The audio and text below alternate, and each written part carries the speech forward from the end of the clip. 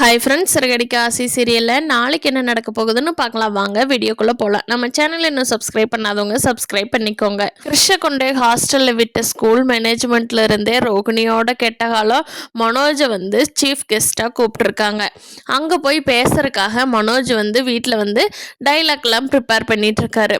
அது ஒரு படத்தில் சத்யராஜ் பேசுவார் இல்லையா, life is a race, run run run அப்படிம்பார் இல்லையா, அந்த டைலாக்கவே மனோஜ் வீட்டில் ப்ரிப்பேர் பண்ணுறாரு.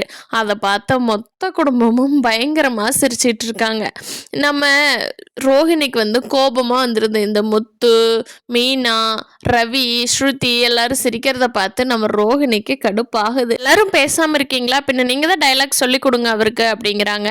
ரோஹிணி நீ கம்முனிரு ரோஹிணி, அவங்களுக்கு பொறாம என்ன சீஃப் கெஸ்ட்டாக கூப்பிட்ருக்காங்கன்னு அப்படின்னு சொல்லிட்டு மனோஜ் அந்த டைலாக் திருப்பி திருப்பி பேசிட்டே இருக்காரு. ரோஹிணிக்கு இது வரைக்கும் தெரியல கிறிஷோட ஸ்கூல்ல இருந்து தான் கூப்பிட்ருக்காங்கன்னு. சீஃப் கெஸ்ட்டாக போகும்போது கிறிஷ் ஓடி அம்மான்னு கட்டி பிடிச்சா என்ன பண்ணுவாங்கன்னு தெரில. ரோஹிணி வரப்போகிற எபிசோடில் என்ன நடக்குதுன்னு பார்க்கலாம். அவங்க அம்மா அப்பாட்ட கண்டிச்சுட்டு வந்ததுக்கப்புறம் அவங்க அப்பா சொல்கிறாரு, ஏம்மா நீ ஸ்ருதியோட லைஃப்பை காப்பாற்றுறேன்னு சொல்லிட்டு ஸ்ருதியோட லைஃபை கெடுத்துறாது அப்படின்னு சொன்னதுனால அவங்க அம்மா இனிமேல் பண்ணலாங்க, ஸ்ருதியை பார்த்துக்கிட்டோம் அப்படின்ட்டு விட்டுறாங்க. முத்து போய் தனியாக சீதாவை சந்தித்து சீதா கிட்ட சொல்கிறாரு முத்து, ஏன் சீதா உன்னோட வீட்டுக்காரருக்கு என் மேலே ஏதாவது பகை இருந்ததுன்னா அது என்கிட்ட மட்டும் காட்ட சொல்லு சீதா, என் ஃப்ரெண்ட்ஸுக்கிட்ட வீணா அவரோட இதெல்லாம் காட்ட வேண்டாம்.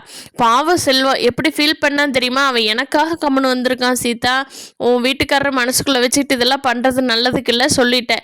நான் மனசுக்குள்ளே எதை வச்சுருந்தா ஓப்பனாக சொல்லிடுவேன், ஆனால் அவர் மனசுக்குள்ளே வச்சுட்டு இருக்காரு சீதா அப்படிங்கிறாங்க. சீதா அதுக்கு இல்லை மாமா என்கிட்ட சொன்னார் என்ன நடந்துச்சுன்னு, அவர் மனசுக்குள்ளே எல்லாம் வச்சுட்டு பண்ணலங்க மாமா, அவர் ரூல்ஸ் படி தான் பண்ணியிருக்காரு அப்படிங்கிறாங்க.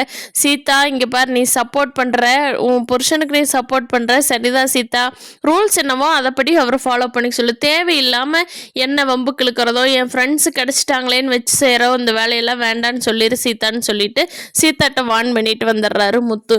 முத்து எவ்வளோ டீசெண்டாக நடந்துக்கிறாரு. ஆனால் இந்த அருணுக்கு ஏன் தான் அறிவு இப்படி வேலை செய்தோ, நல்லா திருந்தின முத்துவு கூட இவன் மனசுக்குள்ளே வஞ்சம் வச்சுக்கிட்டே பழி வாங்குறா. இது வீட்டில் இருக்கிற யாருக்குமே தெரிய மாட்டேங்குது, நம்ம முத்துக்கு மட்டும்தான் தெரியுது. பார்க்கலாம் வீட்டில் இருக்கிறவங்களே எப்போ புரிஞ்சுக்குவாங்கன்னு. பண்ணினாலும் முத்து தான்ப்பா. இந்த வீடியோ பிடிச்சிருந்தா லைக் பண்ணிக்கோங்க. நீங்கள் என்ன நினைக்கிறீங்கன்னு கீழே கமெண்ட் பண்ணுங்கள். தேங்க்யூ.